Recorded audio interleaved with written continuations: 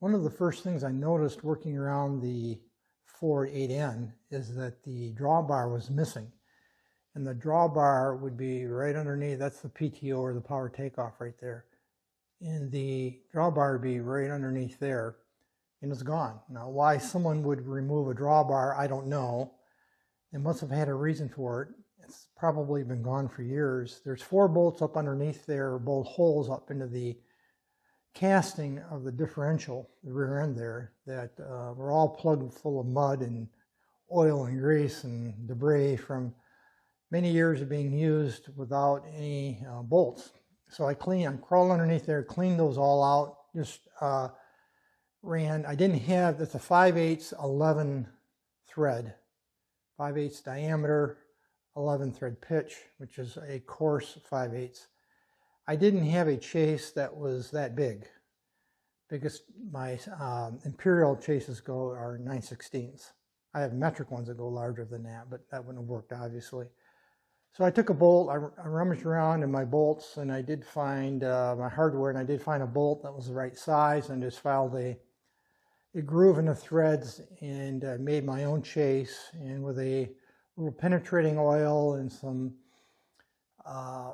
little brushes and elbow grease, I went up in there and cleaned all those 4, they're blind holes, of course, by the way. I cleaned those blind holes out, made sure the threads were functional, and they were. There was nothing wrong with the threads, it was just full of debris.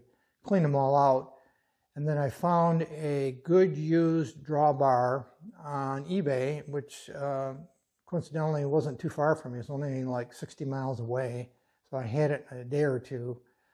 Very good condition drawbar. The patina matches this tractor, and I'll show you what it looks like here in just a second. There's the drawbar, and you can see the 4 bolt holes, of course, and this is where a pin goes through.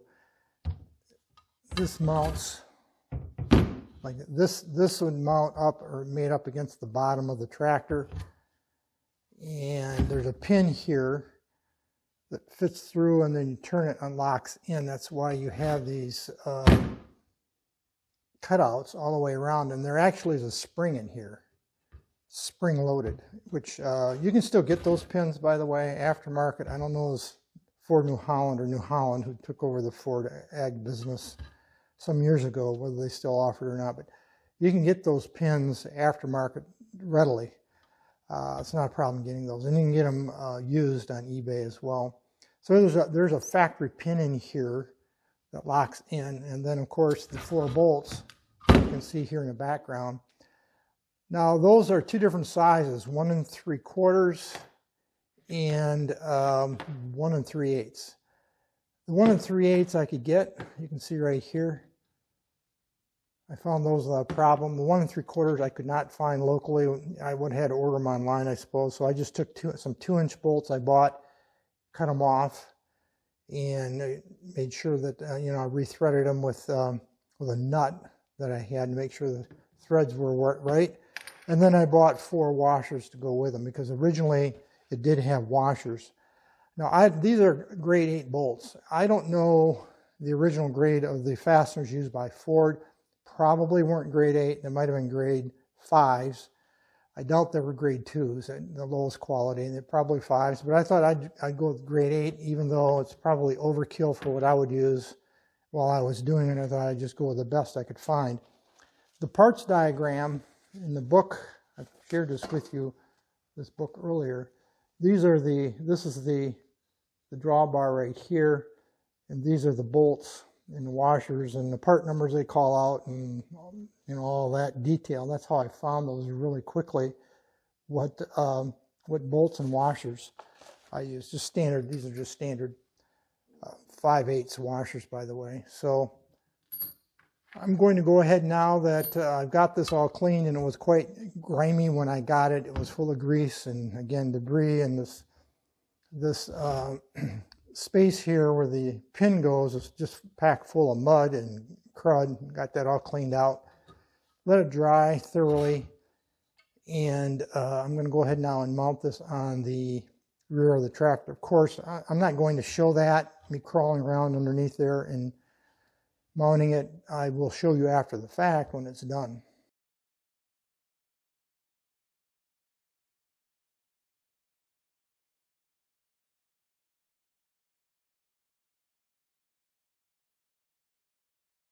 What you're looking at here is a shot of the air cleaner canister. That's what this is right here. It's an oil bath air cleaner. That is, that there's no paper element or foam element or combination in this unit. These are used for decades before they went to the more modern paper or foam style air cleaners that you are probably familiar with. And the principle is there's oil that goes into that cup on the bottom, and then the air is drawn in from the outside here down through. As it makes the turn, a turn in there, the debris, the dust, the dirt collects in the oil in the canister or the can at the bottom, and the clean air moves on up through that blue hose there and into the carburetor. That blue hose, by the way, that tube is not original. I'm guessing that came off a later model Ford. Ford changed their colors from red to blue a number of years after this model series, and that obviously is not original of this tractor. Anyway, back to the air cleaner. There's supposed to be a screen right here, or a louvered cover in this opening that's missing. And it looks a lot like a register on a modern forced air furnace floor, where the furnace, blows hot air and warm air into the building, the wall or the floor. It's got louvers. It looks very similar to that. And there's a screen behind that, a debris screen, that are both obviously missing. And you can get those aftermarket readily. They're all over the place, as well as I think you can even find them occasionally used.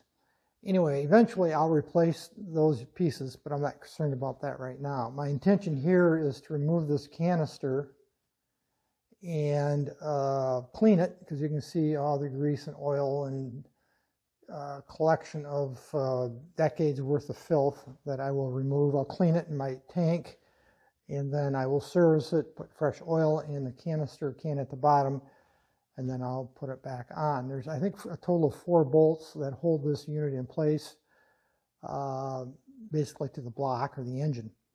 Now, it might be hard for you to believe, but I have already cleaned this assembly, this block. The engine's over here, and it connects to the transmission, and the clutch is right in here. Transmission and rear end is over here to the left. This has been cleaned twice, including with a pressure washer and solution. It was that bad, and it's still not great, but it's, at least you can see it was red at one time, where before you couldn't tell what color it was from about here down. Back to the air cleaner. Up behind the air cleaner, up here in the hood, is the voltage regulator, which obviously you can't see right now. The wiring on this unit also is just a mess. It's not complicated, but it's been scabbed onto, and Bubba the mechanic has had at it with all different kinds of wire, and it's twisted together with pieces. And so I'm going to buy a new harness, which you can buy. You can buy the original type with a cloth covering, which are really a reproduction of the originals, and then you can get more modern, which are just sleeved. I'll probably get the cloth type while I'm doing it, while I'm going through the process. But anyway, that's for a little later project. I'm going to end up pulling the hood off, and so I can add everything clearly over the winter. This is still October of 2024, so I really haven't gotten too far into it yet. But anyway, before I pulled that canister, I want to just have a little conversation about a few things that I've run into and where I'm going with the project.